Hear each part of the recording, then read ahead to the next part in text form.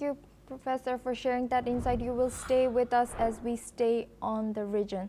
At least 9 civilians have been killed and 81 others injured in Russian attacks across Ukraine over the past 24 hours, according to regional authorities.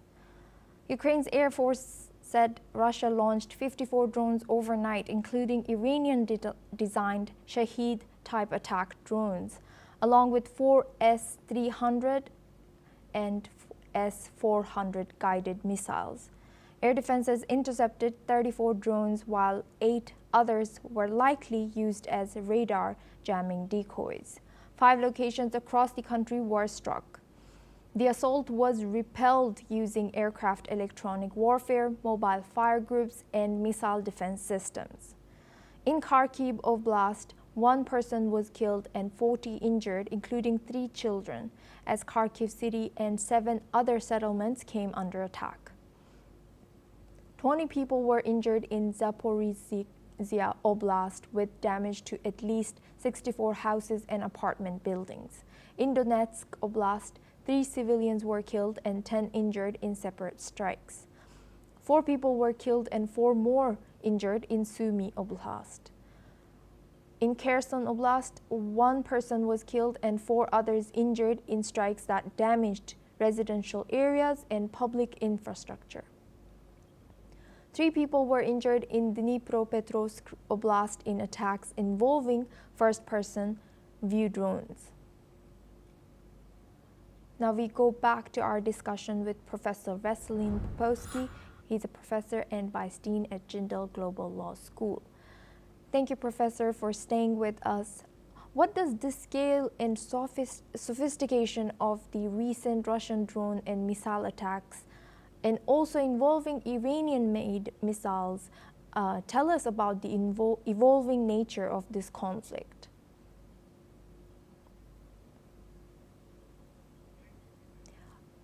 Professor, your mic is muted. We see this continuing every week, almost every day. Attacks on civilian targets. Everything you listed are civilians. And that suggests, how does Russia fight? Russia is a war criminal, and everything they do mostly are targeting civilian objects and killing civilian people, including children, which is a notorious tactic. Obviously, they don't achieve much on the battlefield. It's really little movement there. They couldn't take even Pokrovsk over the last 12 months. But otherwise, targeting civilian is a nasty violation of international humanitarian law by far. And that's what Russia does. They would like to kind of demoralize the Ukrainians, continuing those strikes on civilian targets. Yes, and they do this also with support from Iran and North Korea. You mentioned drones. North Korea also supplies certain munitions, including soldiers. So these are the friends of Russia, Iran and North Korea, nobody else. And they rely on those 2 dictatorial regimes to support them in the war against Ukraine. But again, as I mentioned earlier, there is one way out of this. The rest of the world is united in support of Ukraine.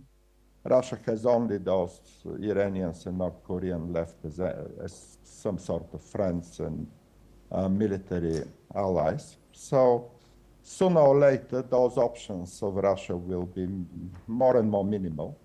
And the end game should be soon in terms of putting Russia into the corner to accept the ceasefire and to withdraw its troops from the occupied territories. But for that matter, as again we mentioned earlier, the United States administration is not helping for that outcome. And kind of the presence of Donald Trump in the White House in Washington is the last good news for Putin. If he was not there, Putin would have surrendered by now. But Donald Trump keeps Putin alive, and that's the sad story in Ukraine. Thank you very much, Professor Vasilin Popovsky, for joining